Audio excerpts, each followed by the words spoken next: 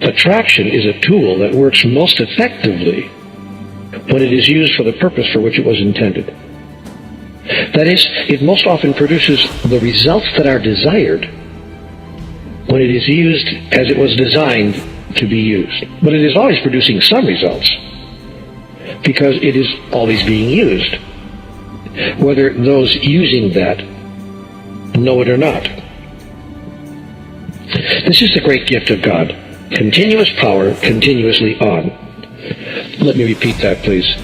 The great gift of God is continuous power, continuously on. That is, there's no off switch here. And the power we're talking about is the power of personal creation. We are talking here about a systematic process of cause and effect that never shuts down. The energy of attraction is part of a larger system of cause and effect in the universe.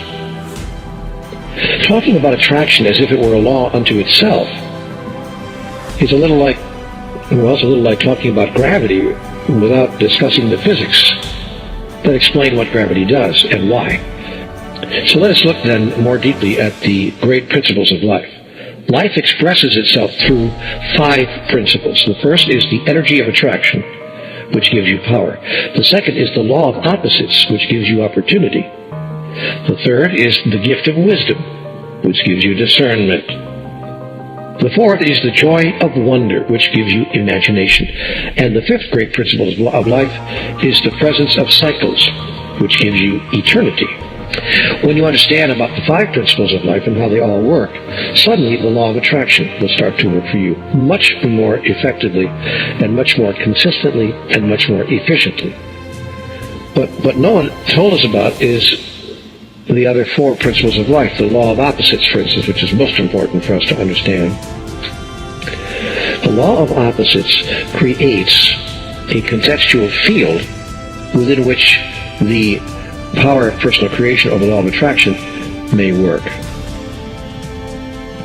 And that's because of an extraordinary truth about life. In the absence of that which you are not, that which you are is not. I'll say that again. In the absence of that which you are not, that which you are is not. It's very important to grasp this if you are to know how the law of attraction works. So let me explain the principle very clearly. In the absence of cold, hot is not. Hot can be experienced as an idea, as a thought, but not as a physical reality, unless cold exists. Because everything in this two-dimensional world in which we currently have our being exists in relationship to its opposite. This is the law of opposites.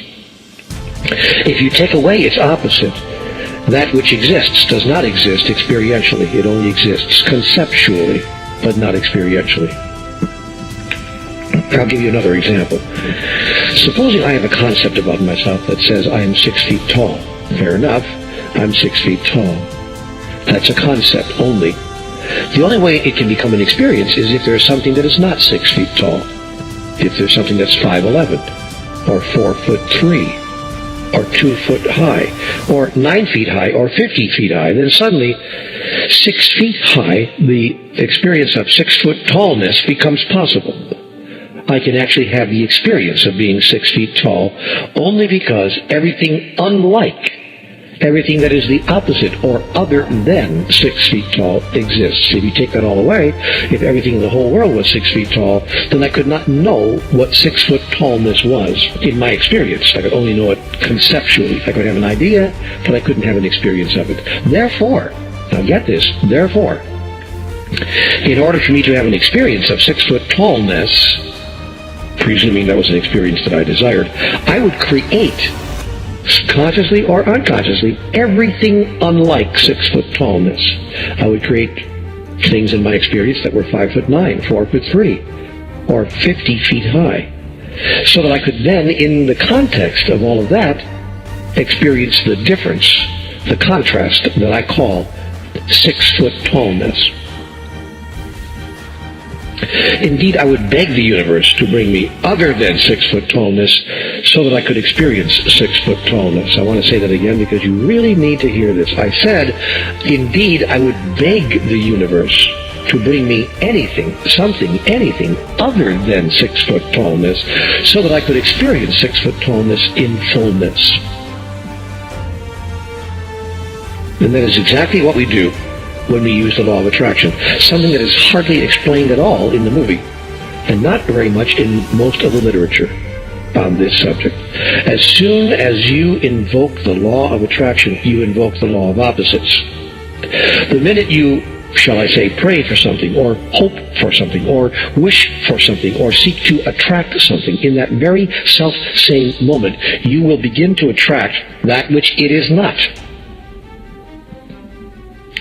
Now, if you're not careful, as soon as you begin to attract that which it is not, which you will be doing as a tool, a device, to create a context within which you may experience that which you wish to experience. As soon as you begin to attract that which it is not, if you're not careful, you will be discouraged. You will think of that as a sign from God, or a sign from life, or a sign from the universe, that you're not supposed to have, quote unquote, not supposed to have what you were hoping for. And then you will drop the idea of having it in favor of a second thought that's far more powerful, that suggests to you that you're not supposed to have it.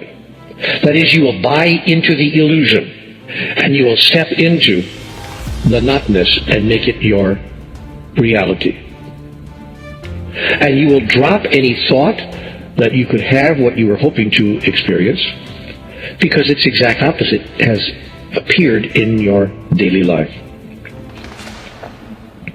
More people than you could possibly imagine have gotten discouraged at this point and have dropped their intention. They've changed their plan. They've erased their goals. They've stepped back from their desires because they've become convinced that they can no longer have that which they were seeking to attract. When in fact, the law of opposites and the appearance of that which is other than what we were trying to attract is the first evidence that the law of attraction is working. Wow, do I wish this was explained. It should be explained in the first 6 minutes of that movie. And of course it's not. This is one of the unspoken truths about the law of attraction. I promise you that the moment you declare yourself to be, do, or have anything, everything unlike it will come into the room. The law of opposites requires it to. That's why one of the first principles of most of the world's religions is judge not by appearances. Again, judge not by appearances. In fact, step into the face of appearances to the contrary, and give yourself permission to continue to call forth that which you wish to create.